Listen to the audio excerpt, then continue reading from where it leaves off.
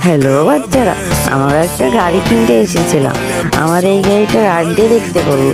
আমি রাইড দিচ্ছি, রাইড দিয়ে দেখি গাড়িটার কি অবস্থা।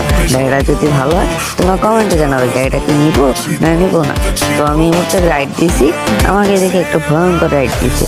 তো এই মুহূর্তে আমি ভয়ঙ্কর রাইডের সামনে এসে দেখি আমার গাড়ির তেল শেষ। তো আমি কি করবো, আমি ওনাকে ফোন দিয়ে বললাম আমাকে তেল ভরে দেবো। আমাকে তেল ভরে দেবো, ওরা আমি রাইড দিচ্ছি। দেখি আমি পারি কিনা রাইডটা দিতে। যদি রাইডটা পারি তাহলে উনি আমাকে 5 লিটার তেল ফিরিয়ে দিবে। রাইডটা অনেক ভয়ঙ্কর।